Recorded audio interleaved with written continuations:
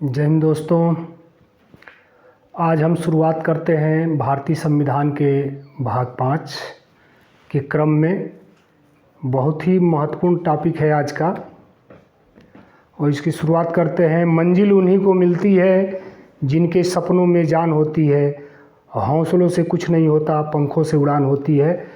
तो हौसला रख कर संविधान को समझना है, घबराना नहीं है। बड़े सिंपलेस्ट वे में, सिंपल तरीके से इसको आज समझाने का प्रयास किया गया है।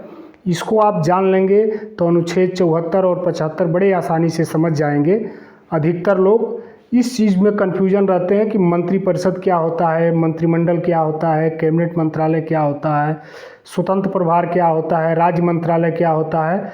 तो वो सारे प्रश्नों के उत्तर आपको इस वीडियो के माध्यम से मिलेंगे, जो आपके मन में कहीं ना कहीं संशय और कन्फ्यूजन रखते हैं कि मंत्रालय कितने प्रकार के होते हैं, कैसे कार्य करते हैं, किनका क्या कार्य है, और उनके अंतर को भी आप समझ पाएंगे।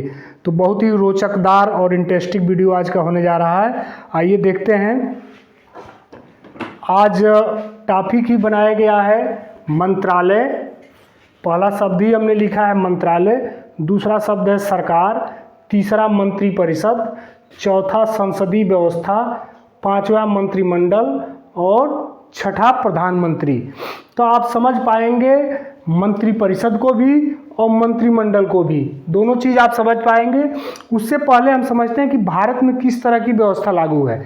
तो भारत में, जैसा कि आप जान रहे हैं, संसदीय व्यवस्था, संसदीय शासन प्रणाली भारत में लागू की गई है। और जिस देश में भी संसदीय शासन व्यवस्था लागू होती है, वहाँ का जो राष्ट्र प्रमुख होता है वो नाम मात्र का होता है। तो भारत में का जो राष्ट्र प्रमुख है वो राष्ट्रपति है। तो नाम मात्र का वास्तविक जो प्रमुख होता है वो प्रधानमंत्री होता है, किसी भी राष्ट्र में जहाँ संसदीय व्यवस्था लागू की गई है। जैसे भारत में संसदीय व्यवस्था कहाँ से ली गई है? ब्रिटेन के संविधान से ली गई है। तो ब्रिटेन का भी राष्ट्र प्रमुख, वहाँ का क्राउन होता है, लेकिन वो भी नाम मात्र का ही होता है। इसी प्रकार भारत का भी राष्ट्र प्रमुख राष्ट्रपति होता है और वास्तविक प्रमुख कौन होता है? प्रधानमंत्री होता है। ब्रिटेन का भी वास्तविक प्रमुख कौन होता है? प्रधानमंत्री हो जाता है। तो ये जो भी देश संसदीय व्यवस्था के तहत चलते हैं उनमें राष्ट्र प्रमुख नाम मात्र होता है। भारत में राष्ट्रपति है। वास्तविक प्रमुख का कौन होता है? प्रधानमंत्री होता है। अब आपने संसदीय व्यवस्था समझ ली, और संसदीय व्यवस्था को समझने से आपके दिमाग में, जेहन में आ गया कि भारत में इस तरह की व्यवस्था, जो भारत का लोकतंत्र है, वो संसदीय व्यवस्था पर चल रहा है। तो संसदीय व्यवस्था जिन जिन देशों में भी होगा, अधिकांश देशों में यही व्यवस्था लागू रहती है। अब आते हैं कि संसदीय व्यवस्था में मंत्रिपरिषद होती है, और मंत्रिपरिषद में कई तरह के मंत्री होते हैं। जो मंत्रिपरिषद होती है इसी को सरकार कहते हैं। सरकार शब्द को लेकर कंफ्यूजन आपको होता है कि सरकार क्या है। तो सरकार किसी पार्टी विशेष की नहीं है। सरकार ये नहीं कि बीजेपी सरकार है, कांग्रेस सरकार है, समाजवादी की सरकार है। सरकार क्या है? जो मंत्रिपरिषद होती है उसी को क्या कहते हैं? सरकार कहते हैं। तो सरकार का भी आपको आज अर्थ क्लियर हो गया होगा। जो मंत्रिपरिषद होती है उसी को सरकार कहते हैं। मंत्रिपरिषद में विभिन्न मंत्रालय, विभिन्न प्रकार के मंत्री होते हैं। इसको समझना जरूरी है, इसीलिए आज का ये वीडियो लाया गया था, ताकि आपको कैबिनेट मंत्री, राज्य मंत्री, उप मंत्री, स्वतंत्र प्रभार के मंत्री, ये समझने में आसानी हो। तो देखिए, मंत्रालय या कितने प्रकार के मंत्री होते हैं। तो कैबिनेट मंत्री, राज्य मंत्री और उप मंत्री, 3 प्रकार के मंत्री होते हैं। कितने प्रकार के होते हैं? 3 प्रकार के। एक कैबिनेट मंत्री, दूसरा राज्य मंत्री और तीसरा उप मंत्री। जो कैबिनेट मंत्री होता है, जिनके पास महत्वपूर्ण मंत्रालयों को दिया जाता है, जो भी इम्पोर्टेंट मंत्रालय होते हैं, कैबिनेट मंत्री को ही वो मंत्रालय दिया जाता है। जैसे भारत सरकार, आप केंद्र सरकार में देख रहे हैं, तो गृह मंत्रालय, रक्षा मंत्रालय, विदेश मंत्रालय, संचार मंत्रालय, वित्त मंत्रालय, कृषि मंत्रालय, शिक्षा मंत्रालय, स्वास्थ्य मंत्रालय आदि ऐसे जो महत्वपूर्ण मंत्रालय हैं वो कैबिनेट मंत्री को दिए जाते हैं। राज्य मंत्री कौन होते हैं? तो राज्य मंत्री कैबिनेट मंत्री के सहायक होते हैं। और राज्य मंत्री का एक दूसरा प्रकार भी है जिसको स्वतंत्र प्रभार राज्य मंत्री कहा जाता है। क्या कहा जाता है? स्वतंत्र प्रभार राज्य मंत्री। तो राज्य मंत्री दो प्रकार के हो गए, एक राज्य मंत्री जो कैबिनेट मंत्री के सहायक और दूसरा स्वतंत्र प्रभार के मंत्री, और तीसरा जो होते हैं वो उप मंत्री होते हैं। इनका काम जो होता है उस मंत्रालय के प्रशासनिक कार्य को देखना। तो आपको स्पष्ट हो गया होगा कि मंत्रालय में तीन तरह के मंत्रालय होते हैं, कैबिनेट मंत्रालय, राज्य स्तरीय के मंत्रालय, उप मंत्री। राज्य मंत्री जो होते हैं वो दो तरह के, दो पार्ट में विभाजित हो जाते हैं। एक जो शुद्ध रूप से राज्य मंत्री होते हैं, कैबिनेट मंत्री के सहायक होते हैं, और दूसरे एक जिनको स्वतंत्र प्रभार का, किसी मंत्रालय का स्वतंत्र प्रभार दे दिया जाता है तो उनको स्वतंत्र प्रभार का मंत्री कहा जाता है। अब यहाँ पर आपने मंत्री परिषद समझ लिया, तो मंत्री परिषद में कौन कौन लोग आएंगे? तो मंत्री परिषद में देखिए कैबिनेट मंत्री भी आ जाएगा, राज्य मंत्री भी आ जाएगा, स्वतंत्र प्रभार भी आ जाएगा, उप मंत्री भी आ जाएगा। तो मंत्री परिषद बड़ी एक मंत्री परिषद बड़ी होती है किसके अपेक्षा? कैबिनेट की अपेक्षा। इसमें देखिए पीएम भी शामिल होते हैं, कैबिनेट मंत्री भी, राज्य मंत्री भी और उप मंत्री। इस तरह से इस फिगर के माध्यम से आप समझ सकते हैं। इसके सेंटर में पीएम है, पीएम के बाद कैबिनेट मंत्रालय, कैबिनेट के बाद राज्य मंत्री, राज्य मंत्री में स्वतंत्र प्रभार के भी मंत्री आ जाते हैं, उसके बाद उप मंत्री। अब देखिए यहीं पर आगे हम समझ लेते हैं मंत्रिमंडल, जिसको आमतौर से कैबिनेट मंत्रालय कहा जाता है। मंत्रिमंडल, कैबिनेट मंत्रियों के समूह को मंत्रिमंडल। देखिए मंत्री परिषद में सभी तरह के मंत्री विथ पीएम, और मंत्रिमंडल या कैबिनेट मंत्रालय में कौन होते हैं? पीएम और कैबिनेट मंत्री। प्रधानमंत्री और कैबिनेट मंत्रियों के समूह को मिला के जो मंत्रालय बनता है उसको उस मंत्रिमंडल कहते हैं। उसे क्या कहते हैं? मंत्रिमंडल, यानी कैबिनेट मंत्री। अब देखिए मंत्रिमंडल आकार में छोटा होता है और मंत्रिपरिषद आकार में बड़ा होता है। क्यों आकार में बड़ा होता है? क्योंकि इसमें राज्य मंत्री भी शामिल हो गए, कैबिनेट मंत्री भी शामिल हो गए, उप मंत्री भी शामिल हो गए, प्रधानमंत्री भी शामिल हो गए। जबकि मंत्रिमंडल में प्रधानमंत्री और केवल कैबिनेट मंत्री शामिल है। अब ये है आपके दिमाग में, जेहन में प्रश्न उठ सकता है कि भारत सरकार में, केंद्र सरकार में कितने मंत्री हो सकते हैं, या किसी भी राज्य में कितने मंत्री बनाए जा सकते हैं। तो इसका संविधान में प्राविधान नहीं था अधिकतम और न्यूनतम का कि कितने मंत्री बनाए जा सकते हैं। लेकिन वर्ष 2003 में 91वां संविधान संशोधन करके संविधान में व्यवस्था दी गई। कब दी गई? 91वां संविधान संशोधन वर्ष 2003 में व्यवस्था दी गई कि जो सदन की कुल संख्या है, सदन की कुल संख्या का 15%, जैसे लोकसभा की कुल संख्या का 15% किसी राज्य में बनाना है तो उस राज्य की विधानसभा की कुल जो संख्या है उसका 15% जो सदस्य होंगे उनको, जो सदस्य संख्या होगी उस संख्या को मंत्री बनाया जाएगा और मंत्री परिषद में शामिल किया जाएगा। उस 15% में ध्यान रखिए कैबिनेट मंत्रालय भी आएगा, राज्य मंत्रालय जिसके अंदर राज्य मंत्री और स्वतंत्र प्रभार दोनों, और उप मंत्री, सभी संख्या जोड़ के 15% होना चाहिए। और सपोज करिए किसी राज्य में अगर 40 ही सीट है, जैसे सिक्किम और गोवा राज्य छोटे छोटे राज्य हैं जहां विधानसभा सदस्यों की संख्या कम है, तो जिस राज्य में विधानसभा सदस्यों की संख्या 40 है, अगर 40 का हम 15% निकालें तो 40 गुणे 15/100, तो कुल 6 संख्या आ रही है। तो 6 मंत्री तो नहीं बनाए जाएंगे। तो उसके लिए वहाँ पर निर्धारित कर दिया गया कि जिन राज्यों में संख्या कम है विधानसभा में, वहाँ पर मिनिमम 12 मंत्री, मैक्सिमम 12 मंत्री बनाए ही जा सकते हैं। कितने मैक्सिमम बनाए जा सकते हैं?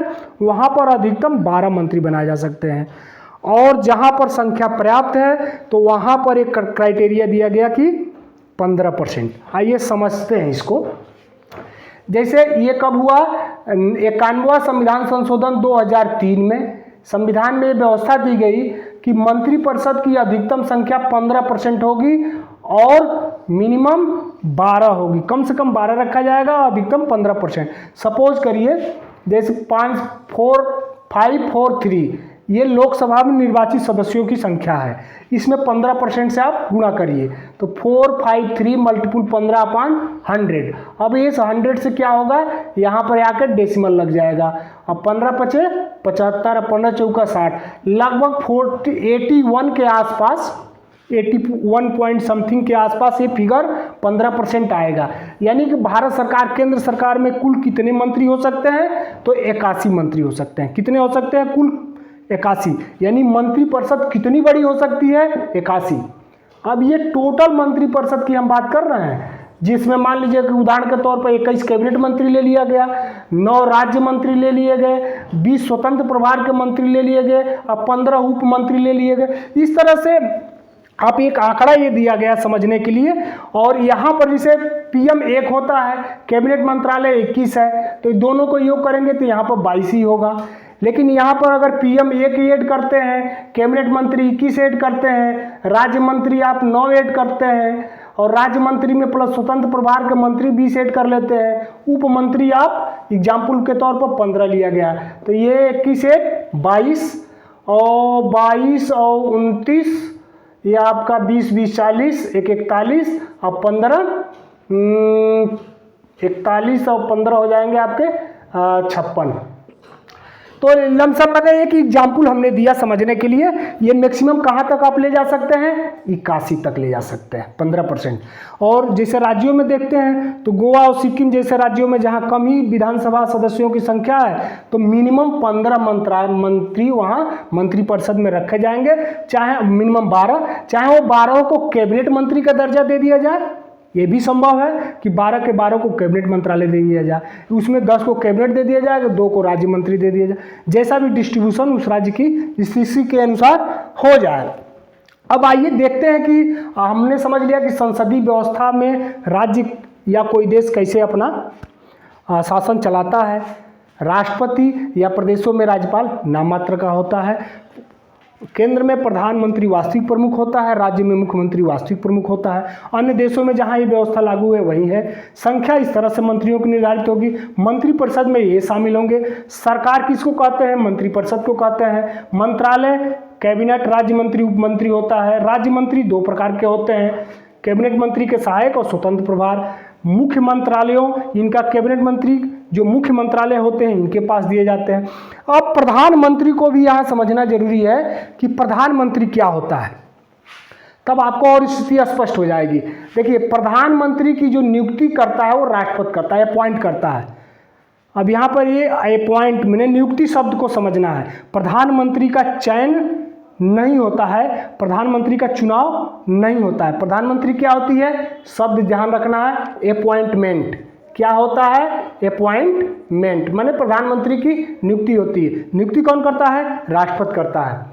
किसको करता है नियुक्त? प्रधानमंत्री। तो जो लोकसभा में बहुमत दल का नेता होता है, लोकसभा में जो बहुमत दल का नेता होता है, राष्ट्रपति उसी को प्रधानमंत्री अपॉइंट करता है, नियुक्त करता है, चयन नहीं करता है, चुनाव नहीं करता है। अब देखिए, लोकसभा में बहुमत दल कैसे पता चलेगा? तो जो लोकसभा की सीटें हैं, सपोज करिए लोकसभा की सीटें 5 4 3 निर्वाचित सदस्यों की संख्या है, इसमें 2 से डिवाइड कर दीजिए, आप +1 जोड़ दीजिए। हमने यहाँ पर 272 एक एग्जाम्पल के तौर पर लिया है कि 4 5 3/2 +1, तो ये कितने हो जाएंगे? Near about 272। तो ये मेजॉरिटी जिस पार्टी का, जिस दल के सदस्यों की संख्या यहाँ तक पहुँच जाती है, चाहे स्वयं द्वारा या गठबंधन द्वारा, तो उस दल का एक बहुमत का नेता चुना जाएगा। उस बहुमत के नेता को राष्ट्रपति अपॉइंट कर देंगे प्रधानमंत्री। अब देखिए, प्रधानमंत्री कौन बन सकता है? तो प्रधानमंत्री लोकसभा का सदस्य भी बन सकता है और राज्यसभा का सदस्य भी बन सकता है। क्या प्रधानमंत्री केवल लोकसभा का ही सदस्य बन सकता है, जो MP लोकसभा में चुन कर गया है, या प्रधानमंत्री जो राज्यसभा का सदस्य कोई है वो बन सकता है? तो यहाँ पर संविधान ये बताता है कि प्रधानमंत्री कोई भी बन सकता है, चाहे वो लोकसभा का सदस्य हो या राज्यसभा का सदस्य हो। शर्त यह है, अगर दोनों का सदस्य नहीं है तो क्या होगा? तो 6 माह के अंदर वो चुनाव लड़के कहीं से, चाहे लोकसभा से चाहे राज्यसभा से, अपनी सदस्यता प्राप्त कर लेगा। एक बात यहाँ एग्जाम्पल के तौर पर आप देख सकते हैं, मनमोहन सिंह, माननीय प्रधानमंत्री मनमोहन सिंह को, जो लोकसभा के सदस्य नहीं थे, इनको प्रधानमंत्री बनाया गया था। अच्छा, अब यह है कि प्रधानमंत्री बनने के लिए उम्र सीमा क्या होना चाहिए? कोई व्यक्ति प्रधानमंत्री बन सकता है, उसके लिए न्यूनतम उम्र क्या होना चाहिए? तो देखिए, लोकसभा चुनाव लड़ने के लिए जो न्यूनतम उम्र है 25 वर्ष, वही प्रधानमंत्री के लिए भी है। जबकि यहाँ पर दोनों चीज़ दिया गया है कि वो राज्यसभा का सदस्य हो या लोकसभा का। राज्यसभा सदस्य बनने के लिए न्यूनतम उम्र 30 वर्ष होना चाहिए, लोकसभा के लिए न्यूनतम उम्र 25 वर्ष होना चाहिए। लेकिन प्रधानमंत्री के बारे में जब प्रश्न पूछेगा कि न्यूनतम उम्र कितनी होना चाहिए, तो 25 वर्ष उसका सही आंसर है। यदि वो व्यक्ति राज्यसभा से चुन के आया है, वो प्रधानमंत्री है, तो उसकी न्यूनतम उम्र 30 वर्ष होगी। लेकिन केवल प्रधानमंत्री की उम्र की योग्यता पूछता है तो उत्तर 25 वर्ष होगा। आइए आगे देखते हैं। और कितनी बार मैक्सिमम उम्र क्या होगी प्रधानमंत्री की? वो व्यक्ति जिसकी अधिकतम उम्र, जिनको प्रधानमंत्री बनाया जा सकता है, तो ये नो लिमिट है, कितना ही उम्र का व्यक्ति प्रधानमंत्री बन सकता है। अगला प्रश्न पूछ रहा है कि कितनी बार प्रधानमंत्री बन सकता है, तो इसकी भी कोई लिमिट नहीं है। जब जब उसके बहुमत उसको प्राप्त होगा, बहुमत दल का नेता चुना जाएगा, वो प्रधानमंत्री बनेगा। शपथ किसके समक्ष लेता है? तो पद और गोपनीयता के समक्ष राष्ट्रपति के समक्ष लेता है। त्यागपत्र किसको देता है? तो राष्ट्रपति को त्यागपत्र देता है। कार्यकाल कितना होता है? तो कार्यकाल अमूमन जो है, लोकसभा का जो कार्यकाल है 5 साल, लोकसभा का कार्यकाल 5 साल है, तो अमूमन 5 साल कार्यकाल होता है। उसके अलावा राष्ट्रपति के प्रसाद पर्यंत तक भी एक शब्द आता है कि राष्ट्रपति के प्रसाद पर्यंत तक, क्योंकि राष्ट्रपति उसको अपॉइंट करता है, नियुक्त करता है। तो जब विश्वास बहुमत में अपना बहुमत खो देता है, तो फिर बहुमत रहने तक भी बन सकता है और राष्ट्रपति के प्रसाद पर्यंत तक बन सकता है। अमूमन 5 साल होता है। वेतन क्या होता है? प्रधानमंत्री का कोई अलग से वेतन नहीं होता, वेतन वही होता है जो एक सांसद का होता है। प्रधानमंत्री राज्यसभा का सांसद है या लोकसभा का सांसद है, जो सांसद का वेतन है वही प्रधानमंत्री का भी वेतन होता है, बशर्ते अलग से सुख सुविधाएं और व्यवस्थाएं वो अलग से प्रधानमंत्री के लिए दी गई हैं। वेतन सांसद के बराबर ही होता है। अब आते हैं शक्तियाँ क्या है। तो प्रधानमंत्री की शक्ति, मंत्रिपरिषद की बैठक, ये जो मंत्रिपरिषद है जिसमें कैबिनेट मंत्री, राज्य मंत्री, उप मंत्री सहित प्रधानमंत्री के, उनकी बैठक बुलाना, और उस बैठक की अध्यक्षता कौन करता है? मंत्रिपरिषद की बैठक की अध्यक्षता प्रधानमंत्री करता है। जबकि आप जानते हैं कि लोकसभा की बैठक की अध्यक्षता कौन करता है? तो वहाँ लोकसभा अध्यक्ष करता है। ये दोनों अलग अलग चीज़ है, इसको ध्यान रखना है। लोकसभा की बैठक की अध्यक्षता कौन करेगा? लोकसभा अध्यक्ष करेगा। और मंत्रिपरिषद की बैठक की अध्यक्षता कौन करेगा? तो प्रधानमंत्री करेगा। तो ये प्रधानमंत्री की कार्य और शक्तियों में है कि मंत्रिपरिषद की बैठक को बुलाएगा, उसकी अध्यक्षता करेगा, राष्ट्रपति महामहिम राष्ट्रपति महोदय को सलाह देगा। किन मामलों में सलाह देगा? तो जो संवैधानिक पद हैं उनकी नियुक्ति में उनको सलाह देगा। और मंत्रियों के नियुक्ति में भी प्रधानमंत्री, राष्ट्रपति मंत्रियों की नियुक्ति भी प्रधानमंत्री के सलाह पर ही करते हैं। अन्य संवैधानिक पदों की नियुक्ति भी राष्ट्रपति प्रधानमंत्री की सलाह पर ही करते हैं। तो नियुक्ति संबंधी सलाह देगा। लोकसभा को विघटित करने का प्रस्ताव राष्ट्रपति को देने की जब बात आती है तो प्रधानमंत्री ही देता है। जैसे एक आपने आजकल नाम सुना होगा नीति आयोग, तो नीति आयोग का अध्यक्ष भी प्रधानमंत्री होता है। पहले पंचवर्षीय योजनाएं जो चलती थी, जिसमें योजना आयोग का अध्यक्ष पूछा जाता था, पदेन अध्यक्ष कौन होता है योजना आयोग का, तो योजना आयोग का पदेन अध्यक्ष प्रधानमंत्री होता था। योजना आयोग का नाम आजकल बदलकर नीति आयोग हो गया है, तो नीति आयोग का अध्यक्ष कौन हो गया? प्रधानमंत्री हो गया। अब आते हैं कि एक मिंटो मार्ले का आपने नाम सुना होगा। राष्ट्रीय स्वतंत्रता आंदोलन में 1918-19 के आसपास उनका नाम आता है, मार्ले मिंटो रिफॉर्म्स। तो एक जो मार्ले विद्वान हुए हैं, उन्होंने संसदीय शासन प्रणाली में प्रधानमंत्री को नींव का पत्थर बताया है।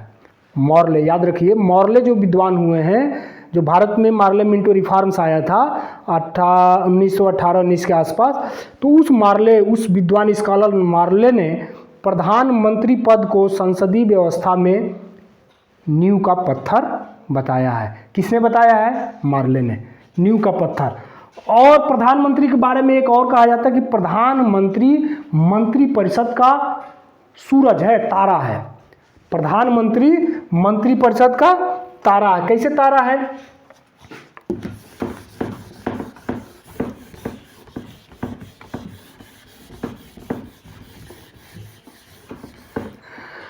क्योंकि सारी व्यवस्था भारत संसदीय शासन प्रणाली में प्रधानमंत्री के इर्द गिर्द ही घूमती है। जितनी व्यवस्था संसदीय शासन प्रणाली में, क्योंकि संसदीय शासन प्रणाली का प्रमुख कौन होता है? प्रधानमंत्री होता है। संसदीय शासन व्यवस्था में वास्तविक प्रमुख कौन होता है? प्रधानमंत्री होता है। सपोज करिए प्रधानमंत्री अपने सौर मंडल, जहां हम लोग रह रहे हैं सौर मंडल में सन, हमारा सौर मंडल का तारा कौन है? सूरज है। सूरज को आप मान लीजिए प्रधानमंत्री, और सूरज के 8 या 9 ग्रह, जब हम लोग पढ़ा करते थे तो कितने ग्रह बताए जाते थे? प्लैनेट 9। तो सपोज करिए सूरज, और इसका दिखाया गया है कि सूरज अगर किसी इलिप्स के कॉर्नर पर है, ये इलिप्स होता है,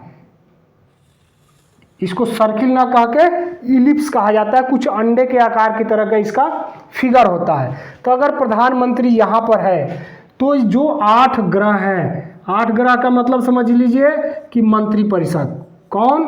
मंत्रिपरिषद। मंत्रिपरिषद इसके क्या हो गए? ग्रह हो गए। यह ग्रह सूर्य के चारों ओर क्या कर रहे हैं? इसका अलग ऑर्बिट है, ये अपने अलग ऑर्बिट में घूम रहा है। इसका अलग ऑर्बिट है, ये भी सन का चक्कर लगा रहा है। इसका अलग ऑर्बिट है, ये भी सन का चक्कर लगा रहा है। इसका अलग ऑर्बिट है, ये भी सन का चक्कर लगा रहा है। इस ग्रह का अलग ऑर्बिट है, ये अपने ऑर्बिट में चक्कर लगा रहा है। ये अपने ऑर्बिट में चक्कर लगा रहा है। यह ग्रह अपने ऑर्बिट में चक्कर लगा रहा है।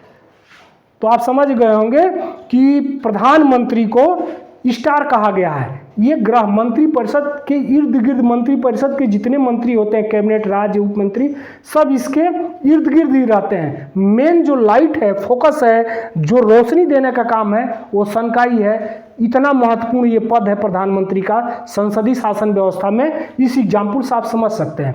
अब जैसे सबसे बड़ा ग्रह जो है बृहस्पति को माना जाता है। इसका 64 जो है उपग्रह है। क्या है? उपग्रह, जिसको आप सैटेलाइट बोलते हैं। ये उपग्रह क्या करते हैं? जो 64 उपग्रह होंगे ये बृहस्पति का चक्कर लगाएंगे। जैसे पृथ्वी है तो पृथ्वी का उपग्रह चंद्रमा है, तो चंद्रमा किसका चक्कर लगाएगा? चंद्रमा पृथ्वी का चक्कर लगाएगा। तो जिस ग्रह का उपग्रह होगा उस ग्रह का चक्कर लगाएगा। और ग्रह किसको चक्कर लगाएंगे? प्रधानमंत्री का लगाएंगे। आप समझ गए होंगे इस बात को। और एक स्वतंत्र प्रभार का मंत्री जो होते हैं, समझ लीजिए कुछ ऐसे प्लैनेट भी हैं जिनका, जैसे बुध का नाम आता है कि बुध का कोई उपग्रह, क्यों नहीं, बुध का कोई उपग्रह है, मरकरी का, वीनस का। अब यहाँ हम साइंस में नहीं जाते हैं, जिन ग्रहों का, जिन प्लैनेटों का कोई सैटेलाइट नहीं है उनको आप स्वतंत्र प्रभार का मंत्री समझ लीजिए। वो स्वतंत्र हैं, उनको न कोई ग्रह चक्कर लगाएगा न वो। तो लेकिन सभी ग्रहों को चक्कर कहाँ लगाना है? सन का। तो प्रधानमंत्री को क्या कहा गया? स्टार कहा गया। क्या कहा गया? स्टार। मंत्रिपरिषद का वो स्टार है, सन है, तारा है, जो भी आप कह लें। अब आते हैं कि ये जो मंत्रिपरिषद होती है, मंत्रियों का जो समूह है, ये किसके प्रति उत्तरदायी होती है? एक सामूहिक रूप से लोकसभा के प्रति उत्तरदायी होती है। किसके प्रति उत्तरदायी होती है? लोकसभा के प्रति। अगर उसमें ऑप्शन में दे दिया कि संसद के प्रति, राज्यसभा के प्रति, लोकसभा के प्रति, राष्ट्रपति के प्रति या प्रधानमंत्री के प्रति, तो आपका उत्तर होगा कि मंत्रिपरिषद किसके प्रति उत्तरदायी होगी? रिस्पांसिबल, सामूहिक रूप से लोकसभा के प्रति। लेकिन मंत्रिपरिषद का कोई मंत्री व्यक्तिगत रूप से किसके प्रति उत्तरदायी होता है? तो व्यक्तिगत रूप से राष्ट्रपति के लिए उत्तरदायी होता है। क्यों होता है? राष्ट्रपति उसको अपॉइंटमेंट करता है प्रधानमंत्री की सलाह पर, राष्ट्रपति उसको शपथ दिलाता है और राष्ट्रपति को ही वो त्यागपत्र भी दे सकता है। राष्ट्रपति के प्रसाद पर्यंत तक वो बना भी रहता है। तो व्यक्तिगत रूप से कोई मंत्री राष्ट्रपति के प्रति उत्तरदायी होगा और सामूहिक रूप से मंत्रिपरिषद लोकसभा के प्रति उत्तरदायी होगी। ये ध्यान रखना है, राज्यसभा के नहीं, लोकसभा के। क्योंकि लोकसभा को क्या कहा जाता है? जनता का सभा, लोकप्रिय सदन, जनता का सदन। क्योंकि चुन के जो सांसद जाते हैं वो लोकसभा में ही जाते हैं, जो प्रत्यक्ष रूप से जनता द्वारा चुन के जाते हैं, जिनकी जवाबदेही जनता में तय होती है, और फिर उसी क्षेत्र से आके चुनाव लड़ते हैं, उनकी जनता जवाबदेही तय करती है। इसलिए मंत्रिपरिषद की सामूहिक उत्तरदायित्व लोकसभा के प्रति होती है। क्योंकि लोकसभा में चुने हुए सांसद होते हैं और उनको अपने क्षेत्र में पुनः जाना है। वो लोकप्रिय सदन है, जनता का सदन है, तो मंत्रिपरिषद सामूहिक रूप से लोकसभा के प्रति उत्तरदायी होगा, व्यक्तिगत रूप से राष्ट्रपति के प्रति उत्तरदायी होगा। अब देखिए जो मंत्रिपरिषद है, आप जानते हैं कि इनका कार्य क्या है, राष्ट्रपति की सहायता करना, विकास कार्यों को धरातल पर लाना, नीति निर्माण करना। अब देखिए प्रधानमंत्री को तो मार्ले ने कह दिया था कि ये नींव का पत्थर है, उसके बाद इसको स्टार बता दिया गया, तारा बता दिया गया, और सारे ग्रह उसका मंत्री उसके चारों ओर चक्कर काट रहे हैं। एक रेमजियोर नामक स्कॉलर हुए हैं वेस्टर्न के और संविधानविद हैं रेमजियोर, इन्होंने क्या कहा है कि मंत्रिमंडल, ये जो मंत्रिमंडल है यानी कैबिनेट, मंत्रिमंडल मंत्रिपरिषद का हृदय होता है, आत्मा होता है। तो अगर ये प्रश्न आता है कि मंत्रिमंडल मंत्रिपरिषद का हृदय होता है, ये किस विद्वान ने कहा है, तो रेमजे लोर ने कहा है। किसने कहा है, रेमजे लोर। किसने कहा है, रेमजे लोर। याद रखिए ये स्कॉलर हैं, संविधानविद हैं, रेमजे लोर। इन्होंने क्या कहा कि मंत्रिमंडल मंत्रिपरिषद का हृदय होता है।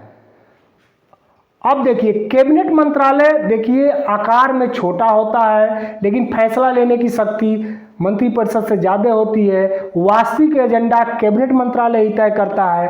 बैठक सामान्यतः कैबिनेट मंत्रालय का सप्ताह में एक बार होना चाहिए, ऐसी व्यवस्था दी गई है कि सप्ताह में एक बार होना चाहिए। चाहिए शब्द आया है।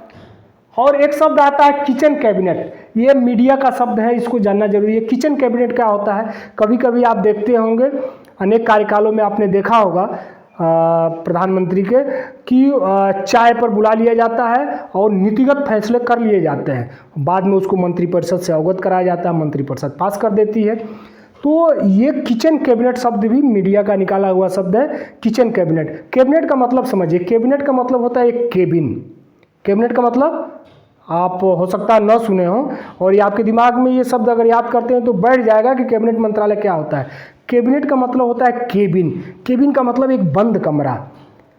तो पश्चिमी देशों में जहाँ इस संसदीय शासन व्यवस्था थी, वहाँ एक केबिन में बैठकर गुप्त रूप से सरकार की नीतियों को तय किया जाता था, जिसको जब तक वो नीति बन न जाए, धरातल पर ना आ जाए, तब तक कोई जान न पाए और या उसका विरोध न शुरू हो जाए। तो केबिन में बैठकर कुछ खास सांसद मंत्री उसकी मीटिंग किया करते थे। तो केबिन शब्द से कैबिनेट शब्द आया है।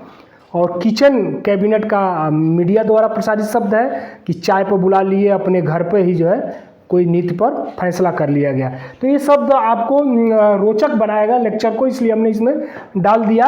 तो किचन कैबिनेट का होता है मीडिया द्वारा दिया गया शब्द है, घर में ही चाय पर बुलाकर या घर में ही बैठकर किसी नीति पर निर्णय कर लेना। और कैबिनेट का अर्थ जो है आप जान ही गए, केबिन से होता है, बंद कमरे में एक लिया गया निर्णय। और इसका मंत्रिमंडल का काम भी नीति बनाना है।